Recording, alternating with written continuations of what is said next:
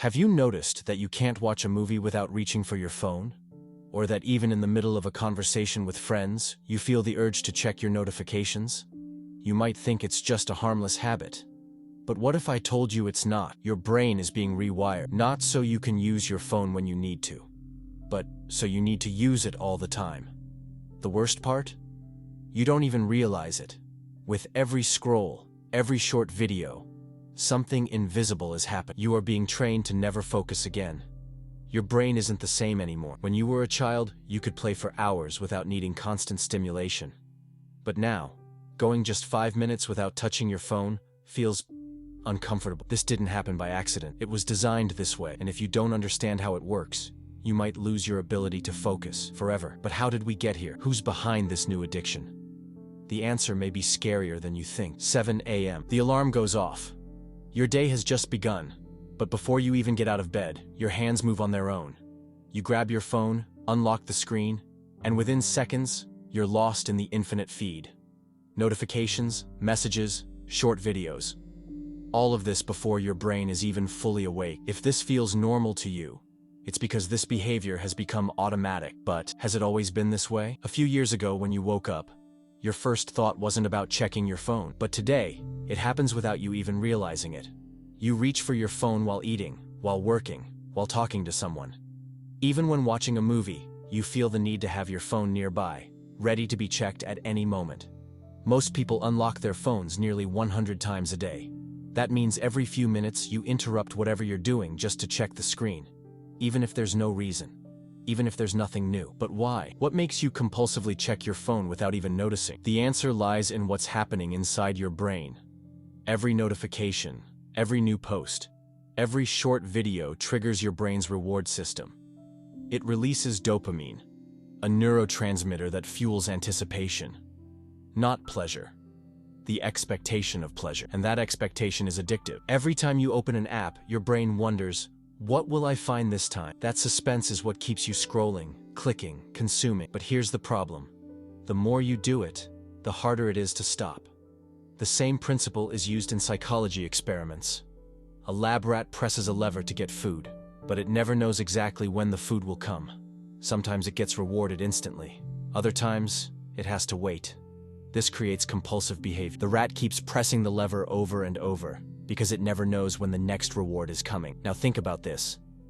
What happens when you refresh your Instagram, when you open TikTok for the next video, when you check your messages, hoping for something interesting? You're caught in the same experiment. But this time, the lever is your phone. And the scariest part? This cycle isn't just stealing your time. It's changing the way you experience reality. Reading a book feels exhausting. Watching a movie without checking your phone feels impossible. Simple activities start to seem boring. What once brought you joy now feels dull. Your brain has been trained for this. Before, you could focus for long periods. But now, your brain craves fast, constant stimulation. If it doesn't get it, you feel restless, uneasy, an almost irresistible urge to grab your phone, even if there's nothing to see. And it's happening to everyone. An entire generation growing up without knowing what it's like to be present, without knowing what it's like to feel bored, without instantly seeking a distraction, without realizing they're being trained to never focus again. But the worst part? This doesn't just happen when you're on your phone. This addiction seeps into every aspect of your life. You start procrastinating more, losing interest in things that require patience and effort, swapping real-life moments for digital distractions that make you feel busy, but never truly fulfilled. This cycle isn't just stealing your attention. It's stealing your ability to go deep, to build something meaningful, to connect with what truly matters. But what if I told you this isn't an accident? What if this addiction was carefully designed to keep you trapped in this cycle? Now that you understand how the phone's vicious cycle works, one inevitable question arises. Was this an accident? Did social media just happen to become addictive over time? Or was it all planned? The answer lies behind the scenes of the world's biggest tech companies. Companies that don't sell products to you, they sell you as the product. If you've ever used social media for free, you've probably heard the phrase, if you're not paying for the product, you are the product. But the truth is, that phrase doesn't even scratch the surface of what's really happening. Because today, it's not just about advertising. It's a war for your attention. And in this war, you are losing. Let's go back in time for a moment. In 2004, Facebook was just a college website. In 2005, YouTube was a simple platform for sharing home videos. When Instagram launched, it was just an app for posting pictures. Back then, these platforms weren't designed to be addictive. But everything changed when a new business model emerged, one built entirely around engagement. The goal was no longer just to get you to use social media. The goal was to make sure you never wanted to leave. To do that, these companies hired the world's top neuroscientists, behavioral psychologists, and persuasion experts, not to improve your life, but to figure out exactly how to manipulate your brain. And that's how some of the most addictive tools of the digital age were born. The infinite feed, smart notifications, recommendation algorithms, endless short videos. Every one of these was designed with a single purpose: to keep you hooked. Take the infinite feed, for example. It was inspired by slot machines in casinos. If you've ever played one, you know how it works. You pull the lever, the symbols spin, and you wait for a random result. Each time, your brain releases a little dopamine, pushing you to try again. Now think about how social media works. You scroll down, and a new post appears. You never know what's coming next, and that's what keeps you scrolling. Another example? Smart notifications. In the past, you'd only get alerts for something truly important. But today, apps send notifications constantly, creating an artificial sense of urgency. They know that if they can just get you to pick up your phone, there's a huge chance you'll stay longer than you planned. But maybe the biggest manipulation of all? Recommendation algorithms. Before, you decided what to watch. Now, the algorithm decides for you.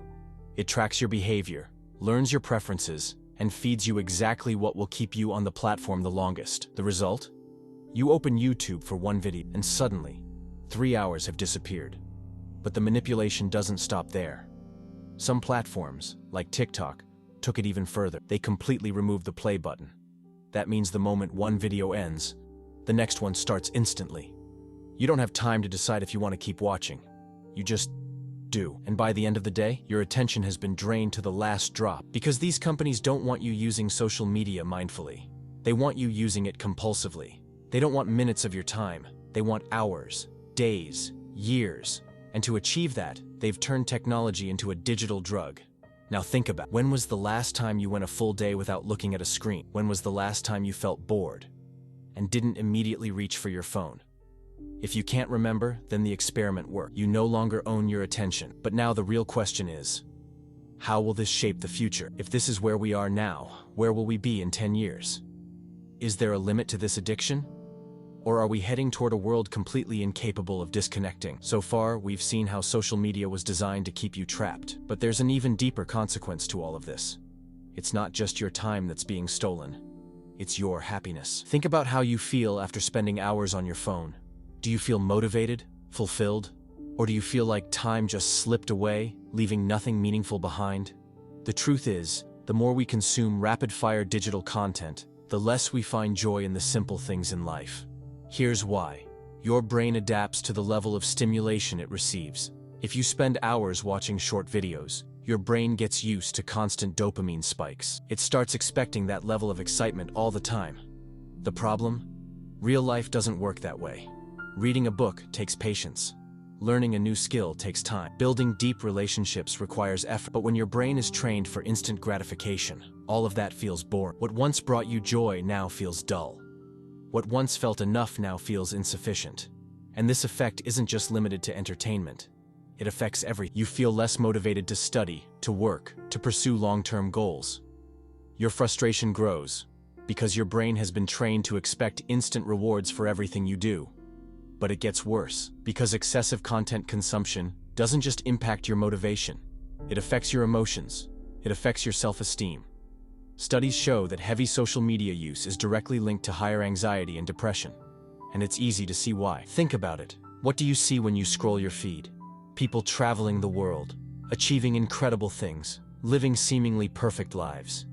Even though you know it's just a curated version of reality, your brain still makes comparisons. You see someone reaching a goal you dream of, and instead of feeling inspired, you feel like you're falling behind. You see everyone's highlights, and without realizing, you start seeing your own life as not enough. And that's because our brains were never built to handle this level of comparison. In the past, we compared ourselves to people in our immediate social circle. Today, we compare ourselves to influencers, celebrities, and billionaires with unreal lifestyles. The result?